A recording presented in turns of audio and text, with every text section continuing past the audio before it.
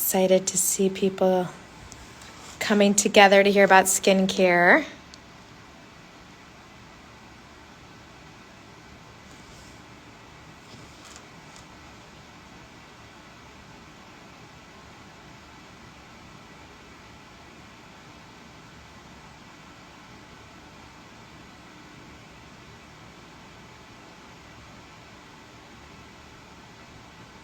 We'll get started in a couple more minutes, just waiting for Dr. Mariwalla to join.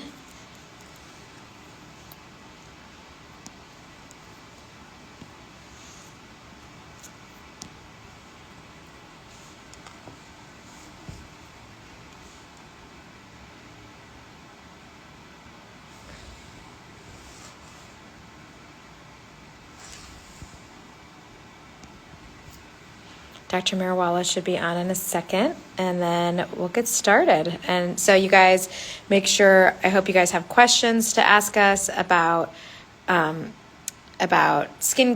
because it can be, I know, overwhelming, and there's a lot of information out there that people get from all over, but we really want, the ASDS really wants to use this time to highlight the expertise of dermatologists as the ultimate skincare experts. So hopefully we'll be able to do that tonight.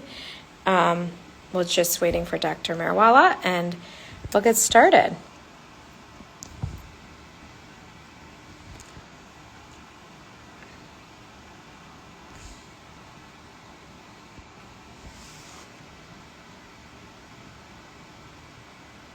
Hi, so excited to see everybody. Where's everybody joining from? I'd love to see like where you guys are from, what you guys are hearing, what you're interested in.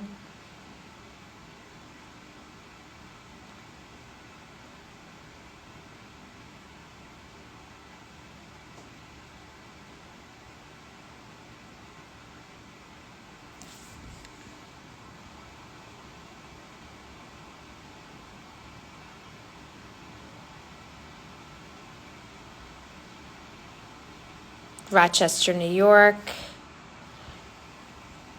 And we're getting Dr. Mariwalla in the fray now. She should be coming on any second.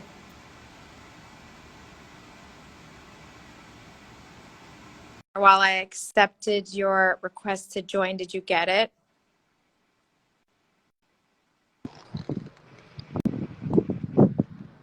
There you are. Yay! Hi, my friend. Hi. Where are you? I am at my new digs. Oh, awesome. Oh my God. Wait, that's your house on a beach? Yeah. As a dermatologist, tonight's conversation is going to be particularly apropos because I am now living on the water just about. So, yeah. I love it. Oh my God, I'm so excited.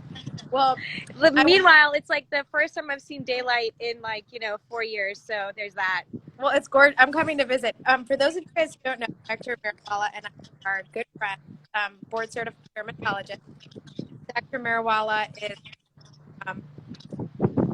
youngest prominent members of the ASDS. I'm on her coattails. A lot of people get us confused, but we are different people. Although that's my favorite part of being a dermatologist is being confused for Dr. Gohara, I have to say. We're good friends, board certified dermatologists. So we're here tonight to talk about. We wear a lot. So we're here tonight to talk about skincare, fact or fiction. And, I'm just going to kind of jump right into it because you actually like I answered the whole skincare. I'm curious. Let's start with the most kind of you. And Wait, I'm going to try to get to slightly better reception because you're breaking up a little bit for me. Okay, but I can hear you perfectly. Are you good? Yeah. Okay. Right. So, yeah, oh, good. Dr. Mariwalla makes me look beautiful. Somebody said. I don't doubt it. And our friend Dr. Allison Hanlon. Hi, Allison. Family reunion. So we're gonna talk. Let's just start at the beginning, which is let's talk about sunscreen. So broad spectrum SPF 30 or higher. What do those words mean?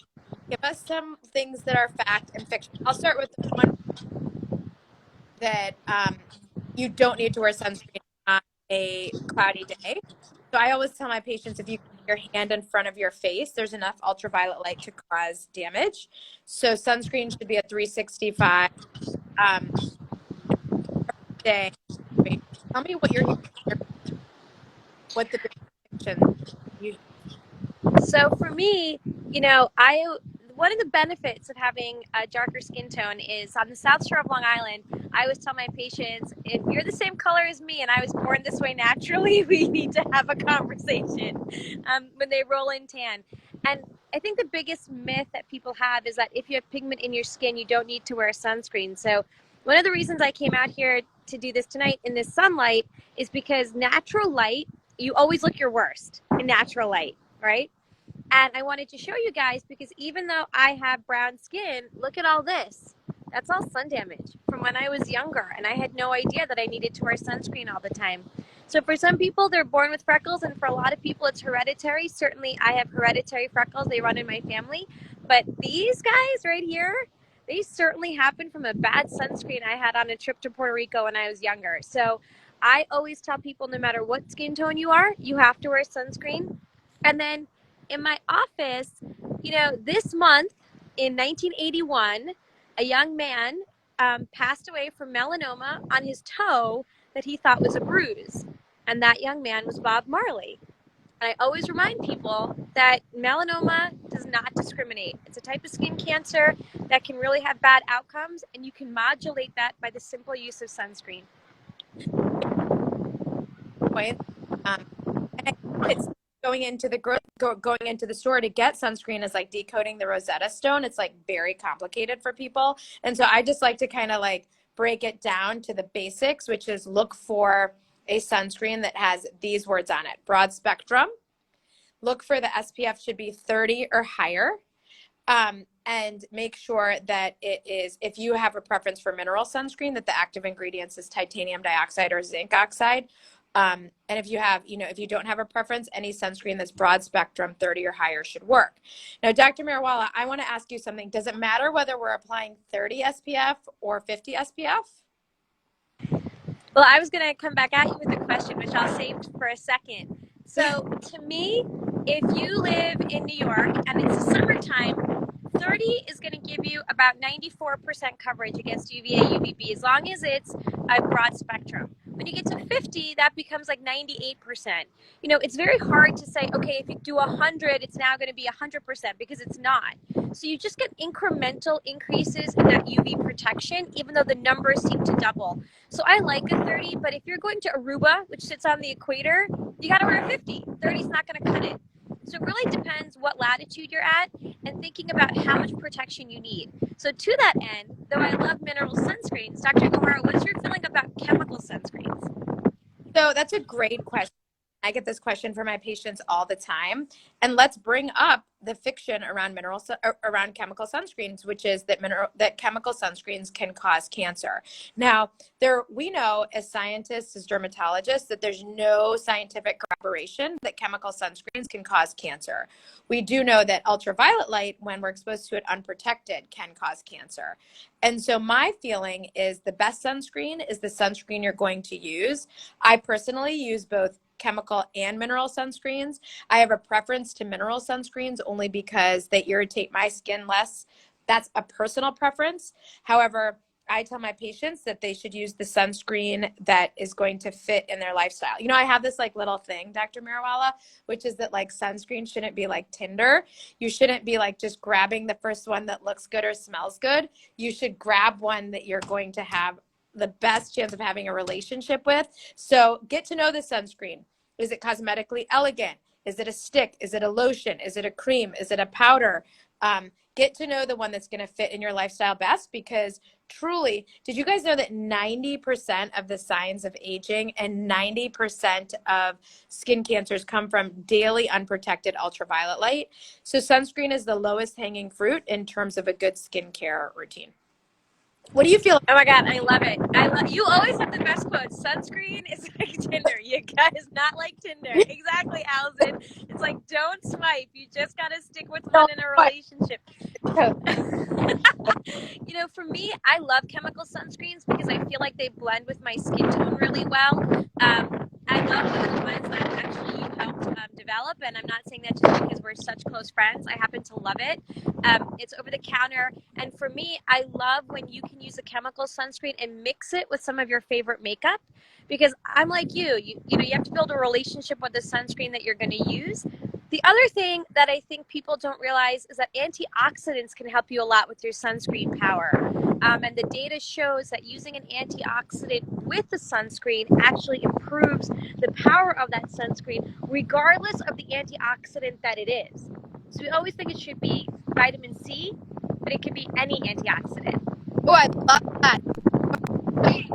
So let's talk more about that and regenerative. Aspect. So, it's active fiction that help minimize the signs of the um, and you uh, help to like you on a regular basis. Yeah, there's just a little sun. It's hard to hear. Oh, Dr. Gohara, I think that your sound was breaking up a little bit. Can you just repeat what you just said? Oh, I said the wind was making it hard to hear, but I was just saying, in terms of antioxidants, is it fact or fiction that they even out the skin tone, that they help to minimize fine lines, and that they can be used in conjunction and should be used in conjunction with the sunscreen during your morning routine? What do you think about that? Okay, I love this question because it's actually one of the biggest myths. So we used to say that you have to use an antioxidant at nighttime because that's when, you know, all during the day you have these free radicals that are generated, and it's the nighttime when you should undo them. And the reality is you can use an antioxidant at night. It doesn't have to be during the day. But any antioxidant, vitamin C, or niacinamide, or green tea polyphenol, they will all improve the actual power of your sunscreen to scavenge free radicals. So it's like whatever damage is done through the UV blocking, they will help that. So you can do an antioxidant during the day, or you could do it at night. But some people think, oh, if you don't do it during the day, you're doing it at night, that you're doing something wrong. And that's not true. That's been like a random thing that's happened. The other thing is that the simple act of moisturizing. So again, I'll go inside, no problem. Again, just using a moisturizer, which is in your sunscreen, is going to improve your wrinkles and fine lines. So the simple act of hydrating your skin improves all of those parameters. I love that tip. So we talked about our morning routine, which is an antioxidant. At least I use an antioxidant and a sunscreen. It sounds like that's something you're in line with too. Now let's talk about the nighttime routine, which is my primary active in a nighttime routine is a vitamin A derivative of some type, usually tretinoin or some derivative thereof. Why? Because it increases collagen production and decreases collagen breakdown. So is it fact or fiction? You mentioned that that some people use antioxidants in the evening as well. Is it fact or fiction that antioxidants and vitamin A derivatives do not play well in the sandbox together? So it totally depends on what the antioxidant is. I know that's like such an unfair, because you know, it really does matter. So one of my favorite antioxidants that I feel like doesn't get enough play is green tea. How do you feel about that one? I like green tea. I like it. But I like vitamin C better. It's like the granddaddy of all or the grandmama. Let's be like, you know, equal here. I like I like vitamin C, but tell me more about green tea. Tell me why you like it. Well, because I think for some people, you know, there's so much myth that goes around vitamin C. For some people, they think they can only use the L-ascorbic acid, but it makes them break out, or it makes them like exacerbate their blackheads because it oxidizes. And there are other forms of vitamin C that are equally good, but I think that everyone thinks, oh, it has to be L-ascorbic acid and a certain percentage, otherwise it's no good. And they think that more is more, which is also not true. There's an absorption curve for vitamin C that after a certain point, it doesn't matter. So I think that as much as I love vitamin C, I think it's one of the ingredients that people either have a great experience with or they can get breakouts with. And so then they have to switch to a different type of vitamin C compound. Whereas for green tea, I love it because it plays well with everybody and very few people have reactions to green tea. So I feel like it's an underdog in the antioxidant spectrum right now. And then the other one I love is niacinamide.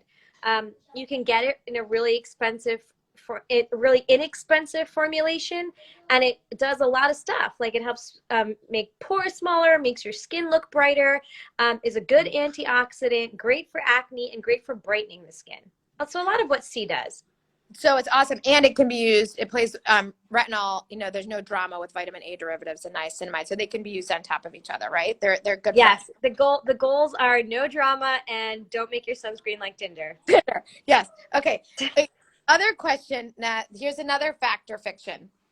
Let's talk about if over-the-counter vitamin A derivatives are just as efficacious as prescription strength vitamin A derivatives. Now, my personal opinion is that having a vitamin A derivative in one's routine, if you can tolerate it, is a must. Like if I was on an island and somebody told me you can take one product, I would take my vitamin A derivative. I happen to use tretinoin. That's the one I like the best. Why? Because I'm middle-aged. It helps to prevent fine lines. It helps to increase collagen, decrease collagen breakdown. It also helps to even out skin tone. I have a little bit of melasma on my forehead from my kids, and prevents acne. Those like perihormonal acne breakouts. So I like it. I recommend to my patients, if they can tolerate it, that they get a prescription strength. But I'd love to know if you feel like OTC is just as good. Okay, this is also an amazing fact or fiction. And Corey Mon, I see you on here. So we always think that over-the-counter is not as good as prescription strength. Remember that prescription strength is the form called retinoic acid, or retinoid. Retinols need a few conversion steps before they become retinoic acid. However, everything depends on formulation. So if you ever hear Dr. Gohara and I talking about cosmetic ingredients, we're always talking about formulation and what it feels like and how it's made. Retinols in general are very unstable. So this is not like your farmer's market find, right? You need to know that during the entire production process, that retinol's been kept stable so that it can go into formulation. The other thing people don't realize is your cream that the retinol is in actually has polarity to it. So it can change the way that that molecule functions and goes through your skin. So a lot of times we go for these indie brands because we think they're really cool. We love their packaging. But actually, the data shows that the big box brands, retinols, are quite efficacious and excellent. So are they as good as pure retinoic acid that you get by prescription? No. But can you find some that are pretty close? Yes, you can. For me personally, I'm not a retinol girl. I'm more of a glycolic acid person. So I die on the acid hill. So that's what I would take. Versus team retinol. It's probably like the only time we differ on something. Yeah, that's interesting. Okay, so yeah, I'm definitely team acid. I can't deal with the peel, and I'm like not disciplined enough to kind of see it through. That's hilarious. Okay, so I want to get back to this glycolic acid and what you love more about it, but I have a question before we get to that. Do you think patients with rosacea can use vitamin A derivatives? I say yes in some forms, like for example, retinaldehyde, which is the step even before, like retinol. I like that. So I don't think that rosacea obviously is an inflammatory skin condition where the skin can flush. It can have pink cheeks. I have a little bit of rosacea myself. From broken capillaries. You can have acne breakouts, but a lot of rosacea patients are told that they cannot use retinols. And I personally think that is fiction. Is fiction. Right. Fiction. Right. I think that there are some forms of vitamin A derivatives that can be used in rosacea. What do you think? I'm 100% with you. It's total fiction. Remember that rosacea, I think what people don't recognize about it is that there's a heat component to it. That it's not just something that flares with certain edible triggers. Like I always tell my patients, unfortunately, rosacea is the disease of like all things that are delicious. So caffeine, red wine, chocolate, and then stress you can never you can never control. But one of the secret parts of rosacea is that there's actually thermochannels that are involved in rosacea, and that's just triggered by heat. So you could be cooking over the stove and your rosacea flares. Summertime, some people flare their rosacea. Rarely do I find rosacea patients totally intolerant of retinaldehyde. I'm so glad you brought that one up because that's the one I like also. I 100% agree with you. But the other thing is that people don't realize that rosacea patients, just to loop it back to our sunscreen, you have to wear sunscreen for rosacea because that UV light also can trigger it. Absolutely. Now, again, before we get to glycolic acid, because I do want to get to that, if you can't tolerate retinaldehyde, what are your thoughts about vitamin A kind of alternatives like bakuchiol, which is like the hottest one on the market right now? Do you think factor that bakuchiol is just as efficacious as our standard vitamin A derivatives? Oh my God, Dr. Gohara, you're like hitting all the hot topics here. So, I think that bakuchiol or bakuchiol, I don't even know how you say it properly because everyone says it differently. I think that is the new hotness. However, the data is not totally there that it's the same. What do you think? No, I agree. I think there is some data that it does increase some procollagen production, but I definitely think that prescription strength vitamin A derivatives are the gold standard. So in my patients, for example, what do you think about azelaic acid? I like azelaic acid for hyperpigmentation. I like it a lot for hyperpigmentation. For people, for example, who cannot tolerate hydroquinone. But not on the same.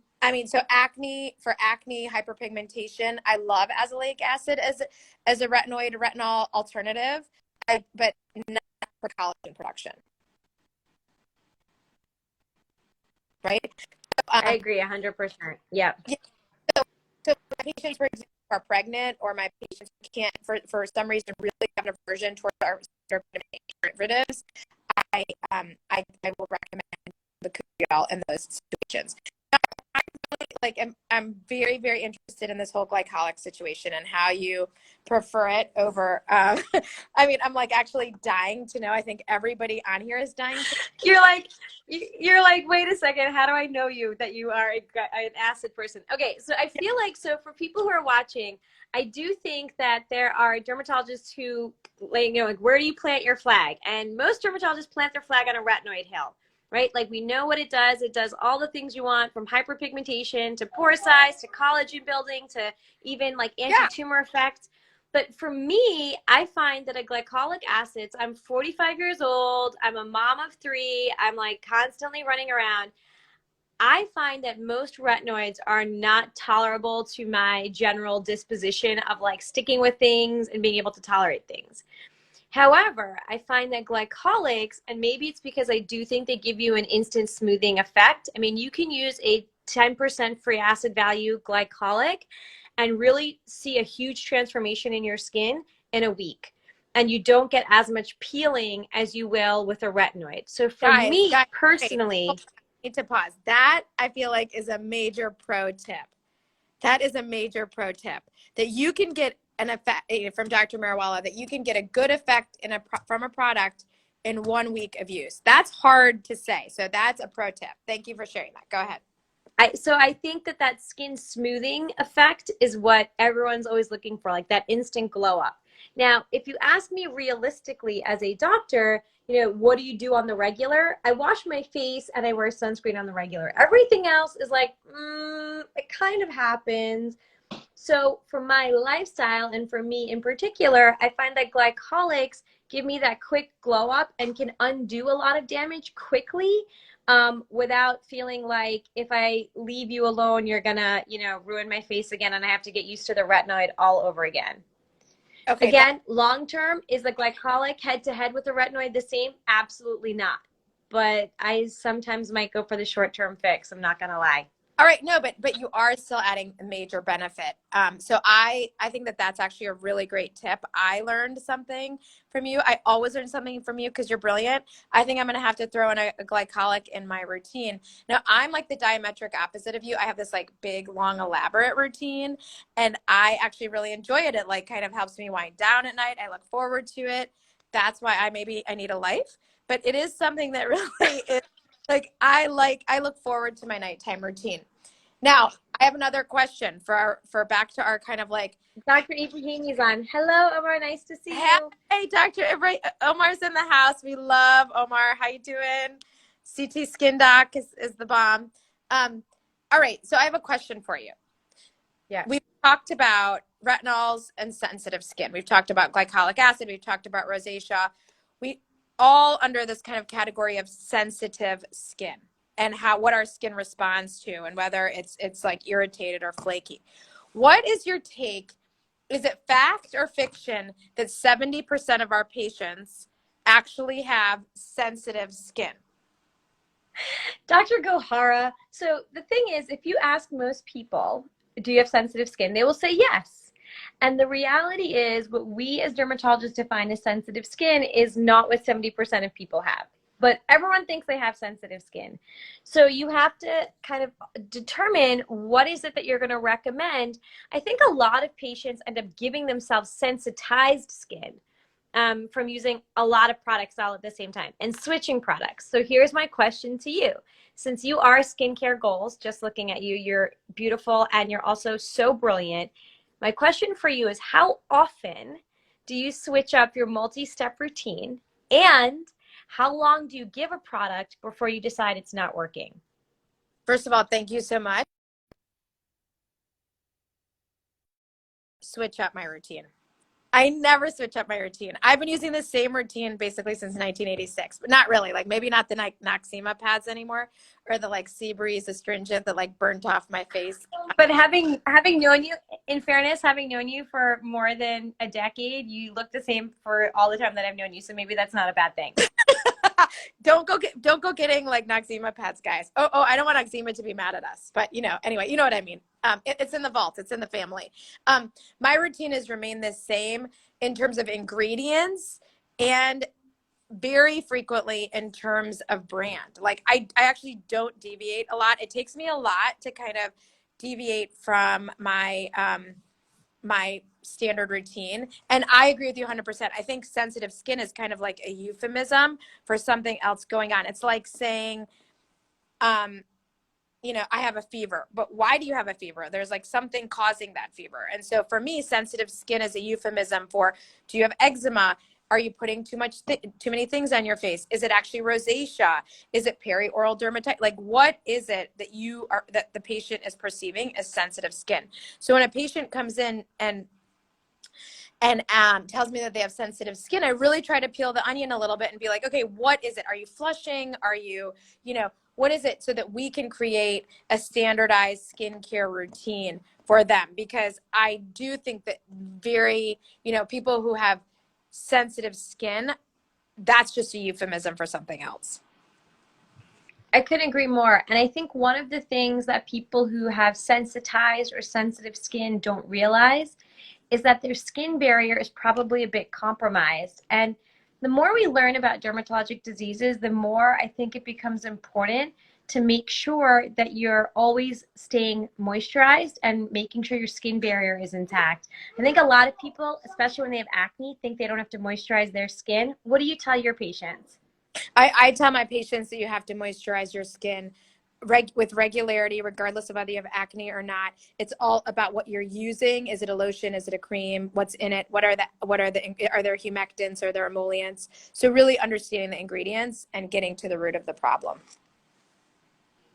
1,000%. I think that's also, anytime anyone tells me their skin's always red or burning or flaking, I tell them, let's look at your moisturizer and your cleanser. A lot of times people are double cleansing, or they're using two harsh cleansers at once, or they're using like an alpha beta peel and then an alpha hydroxy cleanser and then using a retinoid, and they're like, oh, my skin is so sensitive. And it's like, right. Yeah. And you're Anybody's would be. you're like bleach on. I mean, like, yes, of course it's going to be sensitive, right? Now, okay, so I want to, and we have 4 more minutes, and that's my fault because I have to pick up my son. So I'm sorry, it's my fault that this has to end early. But I want to capitalize on something that you really brought to dermatology, which is this whole concept of drugstore dermatology. You put that on the map. You like hashtag that. That was your brilliance. So I have a question. In our last couple of minutes to our followers and joiners tonight, if they go into a drugstore, what types of products should they be looking for to kind of start themselves off? Somebody who wants to start a skin routine, like a skin routine that's going to give them skin health, the benefits of maybe some anti-aging, evening out the skin tone, just a basic good skin routine. What do you tell your patients? And I use drugstore dermatology kind of loosely, like, access to online stuff, things that you can get online as well. What are you telling your patients that they should go for? What are your products? Okay, you can get amazing sunscreen over the counter, hands down. You can get amazing cleansers over the counter, hands down. Body moistures, given. And I think that you can get a really, really good over the counter retinol at a drugstore. I know that last one's kind of controversial, but I think you can get really good peptides and retinol over the counter. Okay. Not a retinoid, but I think you can get some really good ones. Okay. And so you think that you could go into any standard big box drugstore or like a local mom and pop shop and get those products. So you're saying that it is fiction, basically, just to kind of tie it back in, that it's fiction that you have to spend a lot of money on creating a good basic skin routine. You can go and get it at a drugstore. Yes. Okay. Personally, I think that you can get amazing skincare at a drugstore. Somebody asked what brands. Just throw out some brands. Okay, I'll tell you brands that I actually use. So I love the Melee skin oil. It's not actually an oil. It's all like a UVA organic filter, but it's amazing. You can mix with anything. I love that sunscreen. I love Tolerian cleanser by La Roche-Posay. I think it's got a great microbiome, great balanced cleanser. I love Neutrogena Rapid Wrinkle Repair. I feel like that one's like a sleeper in the drugstore. People don't realize how good it is, and it's so good. I also think they have a DNA peptide cream that's excellent. I think that CeraVe cleanser is wonderful for the body. I love CeraVe moisturizer as well. I think that Vichy makes an awesome salicylic acid cleanser called Normaderm, great for acne-prone skin. Those are just a couple that I can think of off the top of my head. What about you? So for sunscreen, some of my favorite sunscreens, I like Elta MD, which you can get over the counter. That's one of my favorite sunscreens. I like the clear, and I like MD facial, Elta MD facial. For OTC vitamin A derivatives, that's where I love the Roche-Posay. I think they have a really nice kind of complement of basic OTC starter kit serums. They have a great vitamin C. They have a great niacinamide. They have a great retinol. So I'm a huge fan of that. In terms of moisturizers, I also like La Roche-Posay Lipicar. I think Lipicar is really nice. I like Vichy. They have a night cream. So I'm kind of like a skin. Oh, I also love Aquaphor body spray. That's my favorite thing in summer. I like Vaseline for the lips, the cuticles, the heels. But I will tell you this, that like I'm kind of like a snob in the sense that I like kind of like the French brands, but like the drugstore French brands. Like I like to feel fancy, but I think it's important to kind of feel good about your skincare because it's like self-care. For me, it's self-care. I like taking care of my skin. And so I like using products that I feel like are cosmetically elegant, are good, feel good on my skin, and make my skin look the best. So maybe we can take one question or any questions that anybody. Yeah, I love that. Sign off.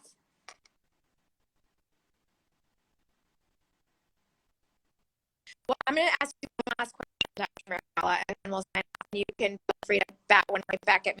What do you think is the biggest skincare myth out there? I think the biggest skincare myth is that you have to start doing a lot of procedures early on to reverse the signs of time.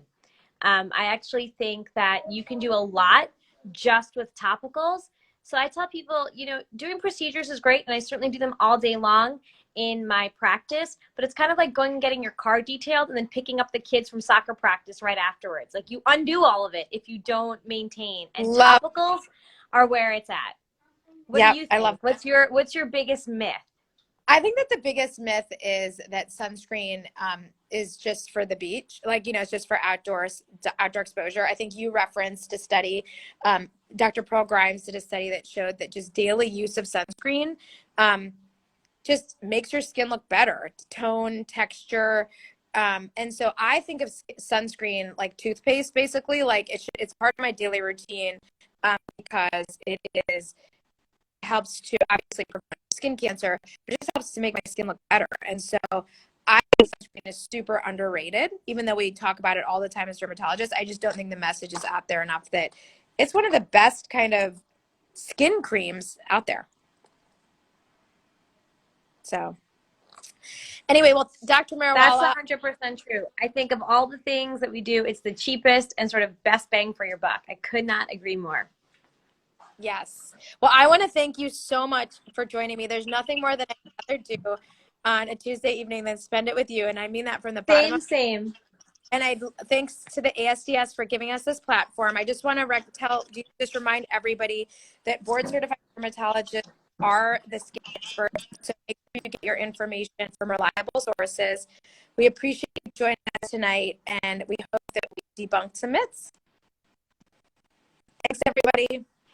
Have a great night, everybody. Thanks so much, Dr. Gohara, and thanks as always to the ASDS. Good night.